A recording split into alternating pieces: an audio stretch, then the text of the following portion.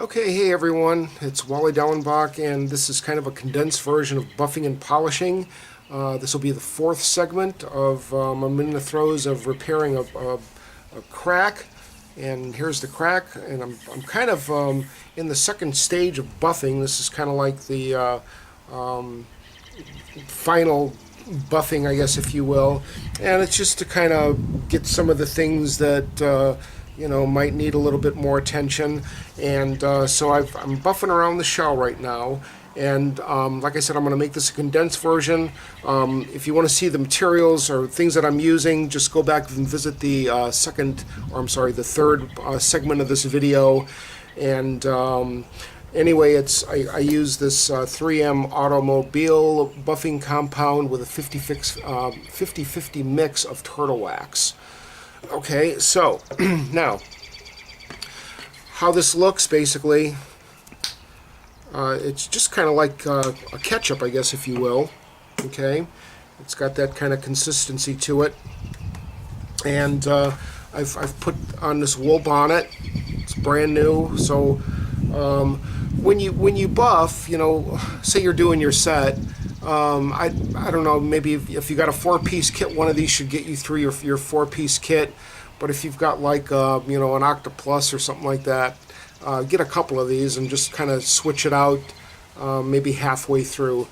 These are machine washable, but you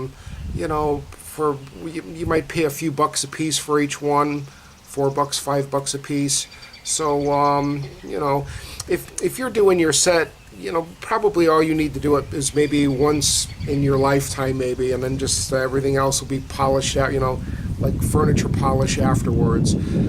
Speaking of furniture polish, I showed you this yesterday. This is RCI polish for acrylic drums, and if you want to get a can of this stuff is great. Just go to RCI's website and you can order it from there. And so anyway, this is supposed to be a condensed segment. So anyway, I've got the polish on. Here's how I do it. Basically, I've gone around. I've put the rubbing compound on. I call it a medium, and I just kind of put it on the shell and then just kind of start to dab my buffer on it. And here we go. And like I said, be careful when you get around your badge. I put a finger on each of the corners. I don't want to snag them. I've got a good grip on the drum. Now, as I talked about yesterday, this is a good buffer to use. It's a 5-inch orbital buffer, and you can keep this thing in control. It's got a very easy touch to it, an easy feel. You can hang on to your drums no matter what size, 26-inch bass all the way down to like a 6-inch tom. Now when I do buff a shell, I will buff the interior as well. So let me get around this shell one time here, and you'll notice, like I said, I'm not in the the third installment, is that you don't have to press very hard. Just let the buffer and the rubbing compound do the work, and just try to get into a rhythm of how you want to buff. Pick a pattern. You can go bearing edge to bearing edge, or you can go between lugs like this, and that's okay. Now when you go over your lug holes, you're going to get a little bit down in there, but you can kind of wipe that out with a Q-tip, but you want to be sure to get it while it's still wet. Don't let it dry in there, because it's going to be really hard to get it out.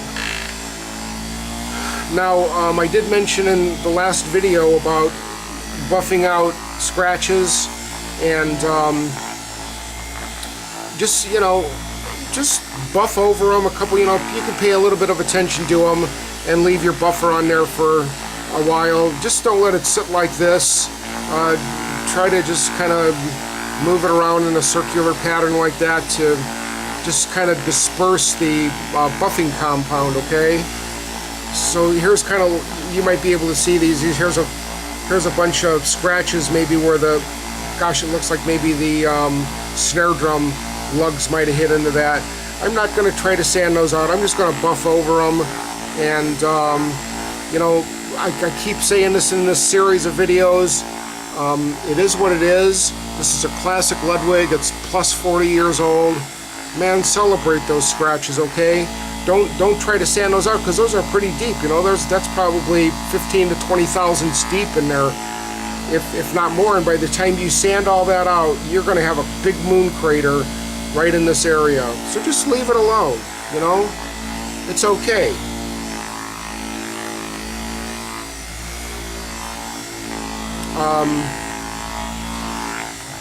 People in the audience aren't going to see stuff like that anyway, and they're more interested in how good of a drummer you are than how pretty your set looks.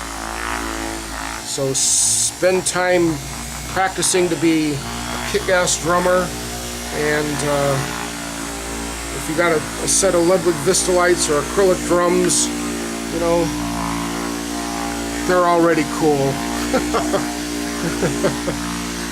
Now, doing the bearing edges, I wet sanded these in part 2, and this is all I do, is I just come around. Now, what I'll do on the bearing edges, I'll kind of let this buffer bonnet, the orbital sander, kind of spin around a little bit more, just because you're buffing so much less surface area than you would be if you were on, you know, the wall of the shell, okay?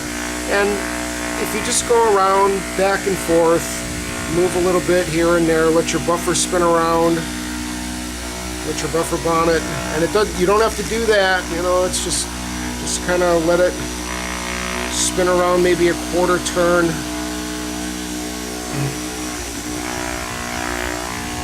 You don't have to press hard. Let the buffer do the work.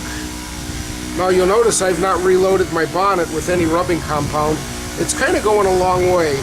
And I'll tell you something, one of the cool things when you know you're getting a really good finish, this rubbing compound will kind of start to dissipate, and it'll dry up into the bonnet.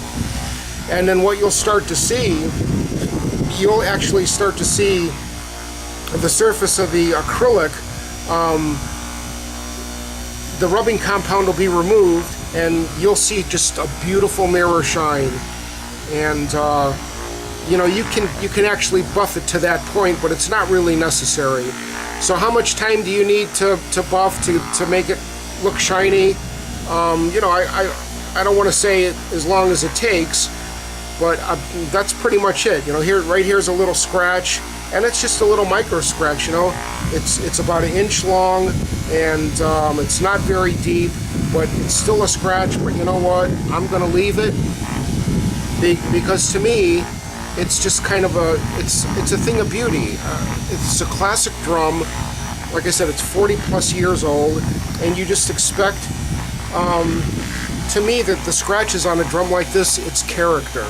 You know, it's okay, because you're making up for that scratch in so many other ways. You're restoring this shell or the kit, and that's going to be beautiful. So it's no big deal.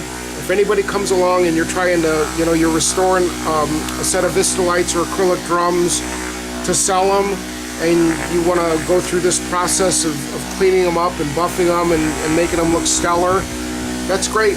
And if somebody wants to come along and say, oh, you know, there's a scratch in there, you know what, you don't want to sell to that person anyway, because all they're going to do is just try to talk you down and buy your kit from you for just a song, okay?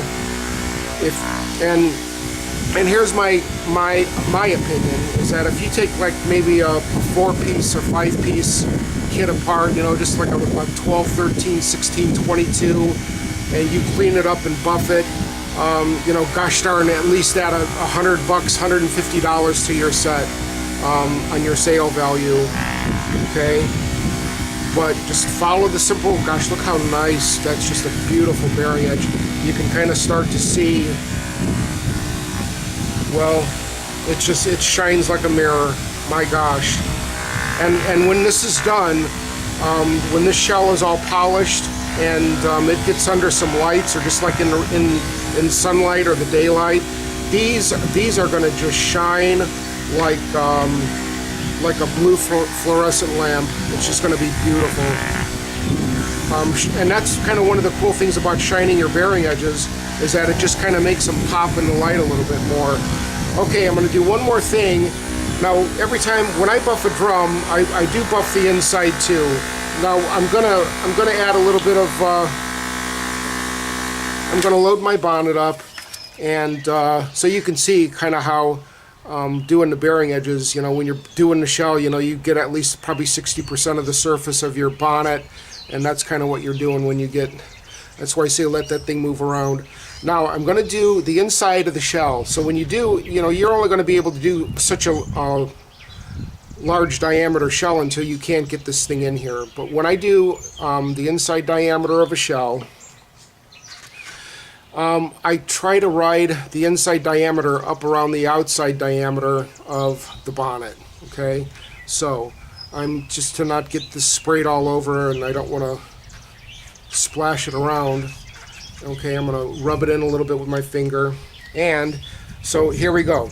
I'll try to get this so you can see it inside of the camera. And I'm going to ride the outside diameter of the bonnet. Okay, and it's just like that. And just buff it in the same. Now, when I do the inside, I just kind of go to maybe down to the center, 2/3 of the way into the shell, and then I'll flip it over. And it's kind of cool because when you kind of get the adjacent wall of the bearing edge, doing it this way too. It's a really good way to do it. And like I said, the most important thing when you're buffing is to have control of your shell. You always want to hang on to it.